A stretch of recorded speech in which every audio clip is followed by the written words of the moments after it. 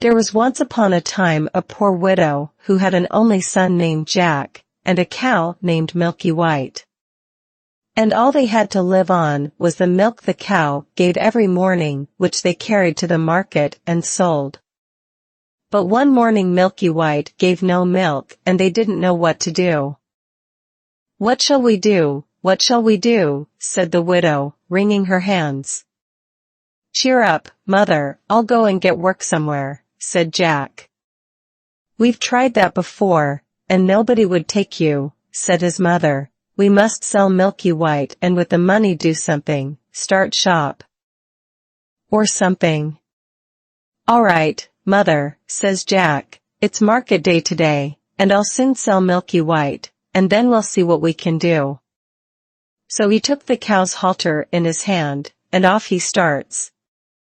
He hadn't gone far when he met a funny-looking old man who said to him, "Good morning, Jack." "Good morning to you," said Jack, and wondered how he knew his name.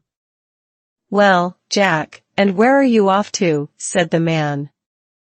"I'm going to market to sell our cow here."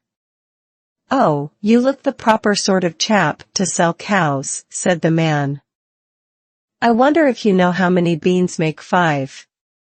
2 in each hand and 1 in your mouth," says Jack, as sharp as a needle.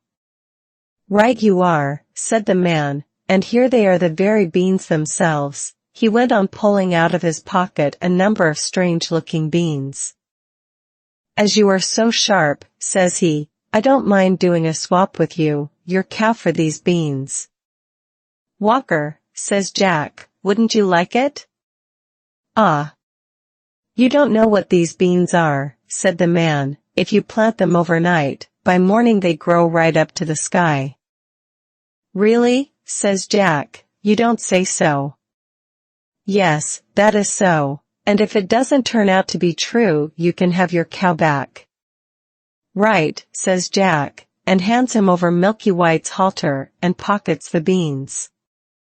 Back goes Jack home. And as he hadn't gone very far, it wasn't dusk by the time he got to his door. "What back, Jack?" said his mother. "I see you haven't got Milky White, so you've sold her. How much did you get for her?" "You'll never guess, mother," says Jack. "No, you don't say so." "Good boy." £5, 10, 15, no, it can't be 20. "I told you you couldn't guess. What do you say to these beans? They're magical, plant them overnight and—" "What?" says Jack's mother. "Have you been such a fool, such a dolt, such an idiot, as to give away my Milky White? The best milker in the parish, and prime beef, to boot, for a set of paltry beans. Take that. Take that. Take that. And as for your precious beans, here, they go out of the window. And now off with you to bed. Not a sup shall you drink, and not a bit shall you swallow this very night." So Jack went upstairs to his little room in the attic, and sad and sorry he was, to be sure, as much for his mother's sake, as for the loss of his supper. At last he dropped off to sleep. When he woke up, the room looked so funny. The sun was shining into part of it, and yet all the rest was quite dark and shady. So Jack jumped up and dressed himself and went to the window. And what do you think he saw? Why, the beans his mother had thrown out of the window into the garden had sprung up into a big beanstalk, which went up and up and up till it reached the sky. So the man spoke truth after all. The beanstalk grew up quite close past Jack's window, so all he had to do was to open it and give a jump onto the beanstalk, which was made like a big plated ladder. So Jack climbed and he climbed and he climbed and he climbed and he climbed and he climbed and he climbed till at last he reached the sky. And when he got there he found a long broad road going as straight as a dart. So he walked along and he walked along and he walked along till he came to a great big tall house, and on the doorstep there was a great big tall woman. "Good morning, Mum," says Jack, quite polite-like. "Could you be so kind as to give me some breakfast?" For he hadn't had anything to eat, the night before, and was as hungry as a hunter. "It's breakfast you want, is it?" says the great big tall woman. "It's breakfast you'll be if you don't move off from here. My man is an ogre, and there's nothing he likes better than boys broiled on toast. You'd better be moving on, or he'll soon be coming." "Oh. Please, Mum, do give me something to eat, Mum. I've had nothing to eat since yesterday morning, really and truly, Mum," says Jack. "I may as well be broiled as die of hunger." Well, the ogre's wife wasn't such a bad sort, after all. So she took Jack into the kitchen, and gave him a junk of bread and cheese and a jug of milk. But Jack hadn't half finished these when thump! The whole house began to tremble with the noise of someone coming. "Goodness gracious me!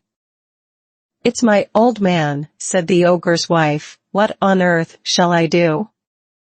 Here, come quick and jump in here." And she bundled Jack into the oven just as the ogre came in. He was a big one, to be sure. At his belt he had 3 calves strung up by the heels. And he unhooked them and threw them down on the table and said, "Here, wife, broil me a couple of these for breakfast." What's this I smell?" "Fee-fi-fo-fum, I smell the blood of an Englishman, be he alive, or be he dead. I'll have his bones to grind my bread." "Nonsense, dear," said his wife, "you're dreaming. Or perhaps you smell the scraps of that little boy you liked so much for yesterday's dinner. Here, go you and have a wash and tidy up, and by the time you come back your breakfast'll be ready for you." So the ogre went off. And Jack was just going to jump out of the oven and run off when the woman told him not. "Wait till he's asleep," says she. "He always has a snooze after breakfast." Well, the ogre had his breakfast. And after that he goes to a big chest and takes out of it a couple of bags of gold and sits down counting them till at last his head began to nod and he began to snore till the whole house shook again. Then Jack crept out on tiptoe from his oven. And as he was passing the ogre, he took one of the bags of gold under his arm, and off he pelters till he came to the beanstalk, and then he threw down the bag of gold, which of course fell into his mother's garden. And then he climbed down till at last he got home and told his mother and showed her the gold and said, "Well, mother, wasn't I right about the beans? They are really magical, you see." So they lived on the bag of gold for some time. But at last they came to the end of that, so Jack made up his mind to try his luck once more up at the top of the beanstalk.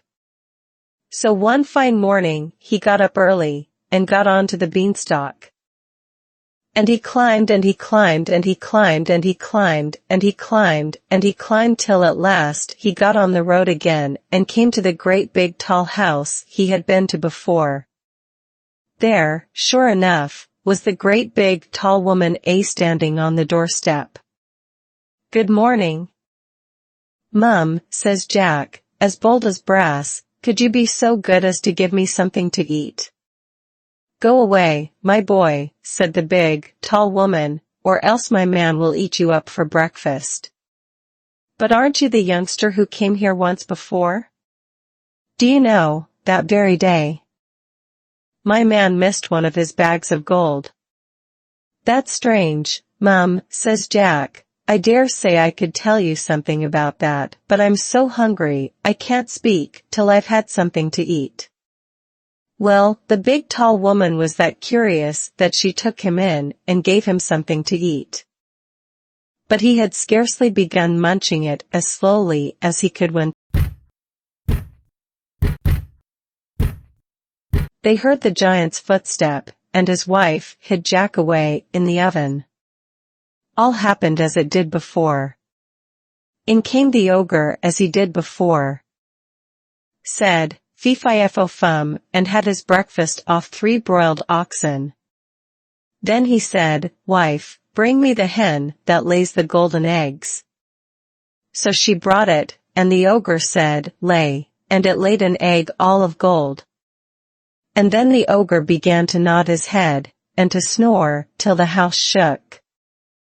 Then Jack crept out of the oven on tiptoe, and caught hold of the golden hen, and was off, before you could say Jack Robinson. But this time the hen gave a cackle which woke the ogre, and just as Jack got out of the house he heard him calling, wife, wife, what have you done with my golden hen? And the wife said, why, my dear? But that was all Jack heard, for he rushed off to the beanstalk and climbed down like a house on fire. And when he got home, he showed his mother the wonderful hen and said lay, to it, and it laid a golden egg every time he said lay. Well, Jack was not content, and it wasn't very long before he determined to have another try at his luck up there at the top of the beanstalk. So one fine morning, he got up early, and went on to the beanstalk, and he climbed till he got to the top. But this time he knew better than to go straight to the ogre's house. And when he got near it, he waited behind a bush, till he saw the ogre's wife come out with a pail, to get some water, and then he crept into the house and got into the copper. He hadn't been there long when he heard as before, and in come the ogre and his wife. Fee-fi-fo-fum, I smell the blood of an Englishman, cried out the ogre, I smell him, wife, I smell him. Do you, my dearie? Says the ogre's wife. Then if it's that little rogue that stole your gold, and the hen that laid the golden eggs, he's sure to have got into the oven.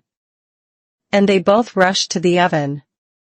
But Jack wasn't there, luckily, and the ogre's wife said, there you are again with your fee-fi-fo-fum.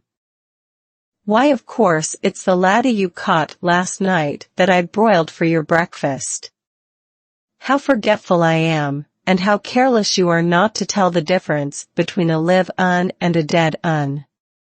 So the ogre sat down to the breakfast and ate it, but every now and then he would mutter, well, I could have sworn, and he'd get up and search the larder and the cupboards, and everything, only luckily he didn't think of the copper. After breakfast was over, the ogre called out, wife, wife, bring me my golden harp. So she brought it and put it on the table before him. Then he said, sing, and the golden harp sang most beautifully. And it went on singing till the ogre fell asleep, and commenced to snore like thunder. Then Jack lifted up the copper lid very quietly, and got down like a mouse, and crept on hands and knees till he got to the table, when he got up and caught hold of the golden harp and dashed with it towards the door. But the harp called out quite loud, Master!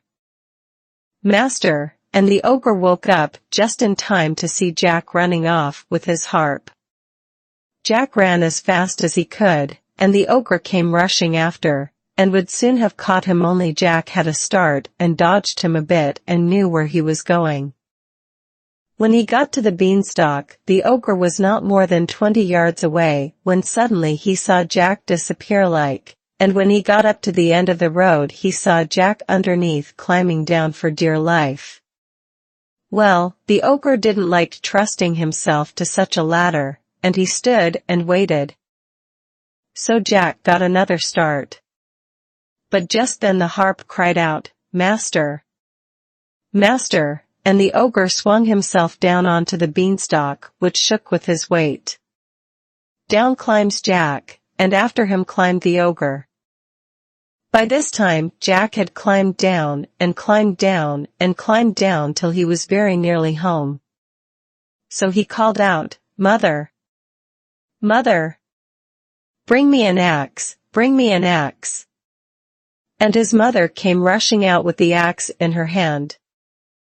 But when she came to the beanstalk, she stood stock still, with fright, for there she saw the ogre, just coming down below the clouds. But Jack jumped down, and got hold of the axe, and gave a chop at the beanstalk, which cut it half in two. The ogre felt the beanstalk shake and quiver, so he stopped to see what was the matter. Then Jack gave another chop with the axe, and the beanstalk was cut in two, and began to topple over. Then the ogre fell down and broke his crown, and the beanstalk came toppling after. Then Jack showed his mother his golden harp, and what was showing that, and selling the golden eggs, Jack and his mother became very rich, and he married a great princess, and they lived happy ever after.